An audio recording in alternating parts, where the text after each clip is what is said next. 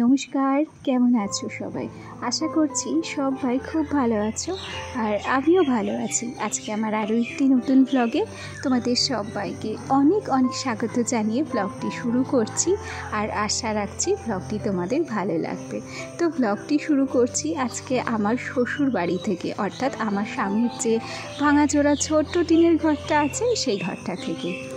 আজকে না তোমাদের সঙ্গে একটা কথা বলতে চাই। আমি জানি না যে আমার কথাটা তোমাদের কতটা যুক্তিপূর্ণ লাগবে। অবশ্য সবাই হয়তো আমার সাথে একমত নাও হতে পারো। দেখো, আমি সবার প্রথমে বলবো, সবার উপরে মানুষ সত্য, তাহার উপরে নয়।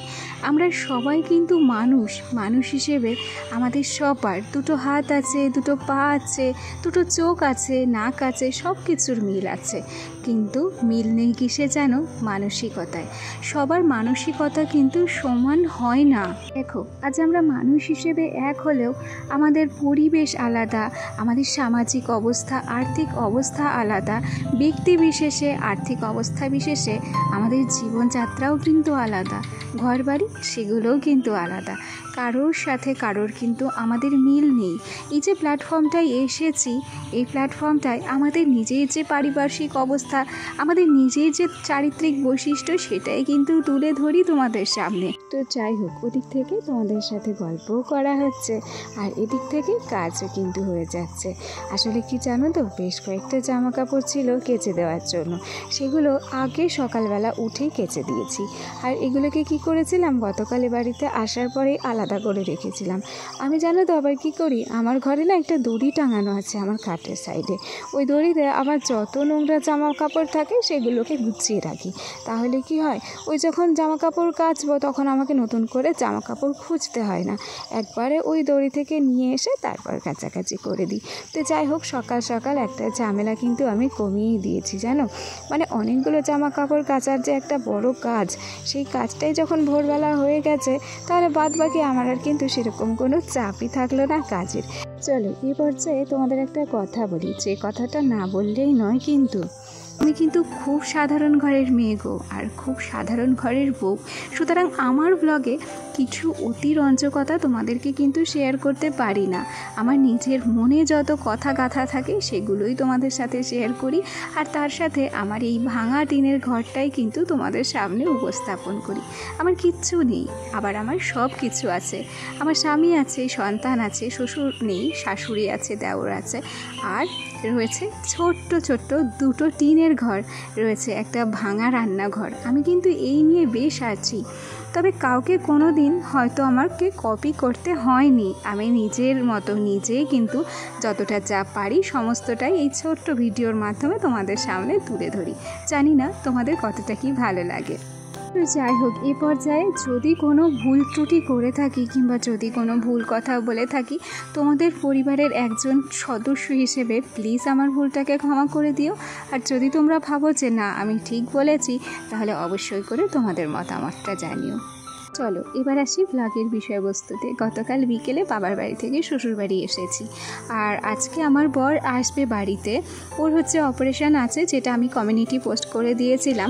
আমি দুদিন ভিডিও দিইনি এই কারণেই, মন মেজাজ ভালো ছিল না। এই ভিডিওটা আগে থেকেই করা ছিল, সেটাই ভয়েস ওভার করে কিন্তু তোমাদের সামনে উপস্থাপন করছি। যাই হোক, গল্পে গল্পে অনেক কাজ করে ফেলেছি জানো। ওদিক থেকে অনেকগুলো জামা কাপড় কেচেছি, বিছানার চাদর কেচেছি, বরের জামা কাপড় কেচেছি, আর তারপর সোনাকে ঘুম থেকে তুলে সোনার জন্য খাবার তৈরি করেছি। আর এ পর্যায়ে সোনাকে ম্যাগি ট্যাগি খাইয়ে এই যে ঘরটা মুছতে এসেছি। অনেক দিন এই ঘরে ছিলাম না জানো তো। আর যেহেতু আমাদের এই কাঁচা মাটির ঘর না, এই যে দেখো সাইডগুলো তো টিনের আর নিচটা হচ্ছে মাটির, সেই জন্য সমস্ত জিনিসপত্রে কিন্তু ধুলো জমেছে। তো বাবার বাড়ি থেকে যখন শ্বশুর বাড়ি এসেছি, নিজের ঘরটার তো যত্ন নিতেই হবে, তাই না? তো যাই হোক, ওদিক থেকে গল্প করতে করতে আলমারিটাকে আমি কিন্তু মুছিয়ে নিয়েছি। আর এবার এই যে আলনাটাকে দেখছো, এটাকেও কলিন দিয়ে পরিষ্কার করে নিচ্ছি। আসলে অনেক দিন এই ঘরের সাথে সম্পর্ক মিটিয়ে দিয়েছিলাম, প্রায় মাসখানেকের উপরে।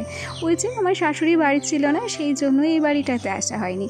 তো এসে আমার খাটনি দ্বিগুণ বেড়ে গেছে জানো। আর তার উপরে রইল বরের অপারেশনের কথা, একটা পেশেন্ট টানতে গিয়ে, আর এই গোটা সংসারের দায়িত্ব টানতে গিয়ে এই গরমে আমার যে কী অবস্থা হবে আমি কিন্তু নিজেই জানি না। ওদিক থেকে তোমাদের সাথে গল্প করতে করতে শোকেসটাকে মুছে নিচ্ছি। আচ্ছা, এরপর চাই একটা কথা বলি। একটা দিদিভাই আমাকে কমেন্ট করেছিল যে তার নামটা আমার ভিডিওতে নিতে।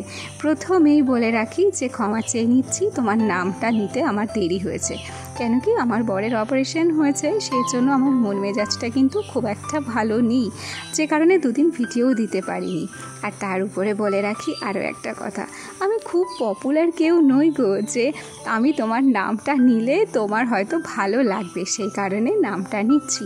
কিছু মনে করো না। প্রশান্ত হালদার নামে চ্যানেলের আইডি, আর দিদিভাইটার নাম হচ্ছে সুষমা। তো দিদিভাই, তুমি কোথা থেকে আমার ভিডিও দেখো অবশ্যই কমেন্ট করে জানিও। কেন কি তুমি প্রত্যেক দিন আমার ভিডিও দেখো, আর প্রত্যেক দিন তোমার কমেন্ট কিন্তু আমি দেখতে পাই। তো অবশ্যই করে জানিও তোমার বাড়িতে কে কে আছে, তোমার বাড়ি কোথায়, আর তোমার বাড়ির প্রত্যেক সদস্যকে আমার ভালোবাসা দিও। যাই হোক, চলো গল্পে গল্পে এ পর্যায়ে চলে এসেছি বেশ কিছু গাছ নিয়ে। আসলে বাবার বাড়িতে বেশ কিছু গাছ কিনেছিলাম, সেগুলো কিন্তু এ বাড়িতে আনার জন্যই কিনেছিলাম, আনতে পারছিলাম না। আর হচ্ছে যখন গতকালকে এসেছি শ্বশুর বাড়িতে, তখন এই রঙ্গন ফুল গাছটা দেখছো, এই গাছটা কিনে নিয়ে এসেছি। সময় আর সুযোগ বুঝে গাছটাকে লাগিয়ে দেব। ওদিক থেকে খাওয়া দাওয়া কিন্তু কমপ্লিট হয়ে গেছে। আর এই যে বেশ কয়েকটা থালা বাসন দেখছো, সেই থালা বাসনগুলো ধুতে বসেছি। তবে থালা বাসন ধুতে বসে এতটা মুখে হাসি ফুটেছে কেন জানো? কেন কি ওই যে বললাম, সকাল সকাল আমার বর কিন্তু চলেও এসেছে, আর তাকে দেখে মনটা বেশ আনন্দিত হয়ে গেছে, সেই জন্যই হাসাহাসি করছি আর কি, তার বেশি কিছুই নয়। এ পর্যায়ে তোমাদের সাথে গল্প করতে করতে থালা বাসনগুলো মেজেও নিয়েছি জানো। আর তারপর এই যে কলের পরটাকেও পরিষ্কার করে নিচ্ছি। আসলে আমার ঘর বাড়ি যেমনই হোক না কেন, ভাঙা চোরা জোড়া তালি ফাটা ফুটো, আমার এই রাজপ্রাসাদটাকে, আমার এই রাজমহলটাকে আমি কিন্তু এইভাবেই গুছিয়ে গেছি, পরিষ্কার পরিচ্ছন্ন করে রাখার চেষ্টা করি। আসলে কি, আমার মনে হয় আমার এই ছোট্ট পরিসরের জায়গা, এটাই আমার রাজত্ব, আর এই রাজত্বের আমি কিন্তু রানী। যাই হোক, গল্পে গল্পে একটা আম পাড়তে দেখলে না, আমাদের গাছে এবার আম হয়নি গো, সেই জন্য আমার ভাসুরের গাছে আম হয়েছিল, পছন্দ হয়েছিল, একটা তুলে নিয়েছি। এই পর্যায়ে সন্ধে হয়েছে, চলে এসেছি একটু হরিনাম সংকীর্তন দেখতে। তো দেখতে এসে এত অসভ্য অভাব্য নাচানাচি দেখতে পাবো আমি সত্যিই ভাবিনি গো। যুগটা কোথায় গেছে, ভগবানের নামেও এত উদ্ভট নাচ নাচতে আমি প্রথম দেখলাম। খুব একটা ভালো লাগলো না, তবে এই যে জায়গাটা আমার বেশ সুন্দর লাগলো। কি দারুণ করে ভগবানের মন্দিরটা তৈরি করেছে, আর এই ঘরটা দেখো এত সুন্দর কারুকার্য করা, চোখ জুড়িয়ে গেছে। আমার ক্যামেরাটা ভালো নয় বলবো না, ও যে সাইড থেকে লাইট আসছে, যে কারণে কিন্তু ওই ঘরটাকে পুরো পরিষ্কার তোমাদেরকে দেখাতে পারলাম না। আর এই যে দেখো, এখন হচ্ছে আরতির জন্য প্রদীপ জ্বালানো হচ্ছে।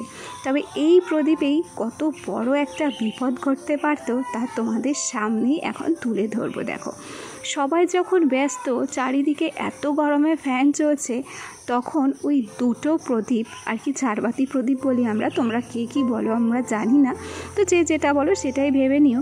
এই প্রদীপগুলো দেখো কি পরিমাণ দাউ দাউ করে ধরছে। এখানে কিন্তু একটা বিপদ ঘটলেই ঘটতে পারতো। যাই হোক, ভগবান রক্ষা করেছে, তবুও মানুষকে একটু হলেও সতর্ক থাকতে হতো। তো যাই হোক, এ পর্যায়ে একটা কথা না বললেই নয়। আমার যে সমস্ত বন্ধুরা প্রথম থেকেই আমার সাথে আছো, পাশে আছো, তোমাদেরকে অসংখ্য ধন্যবাদ জানাচ্ছি। আর আমার যে সমস্ত নতুন বন্ধুরা আজকে আমার ভিডিওটি প্রথম দেখছো, যদি কোনো কারণে আমার ভিডিওটি তোমাদের ভালো লেগে থাকে, তাহলে অবশ্যই করে পাশে থেকে যেও। আজ আসি, কাল আবার দেখা হবে। সবাই ভালো থেকো, টাটা।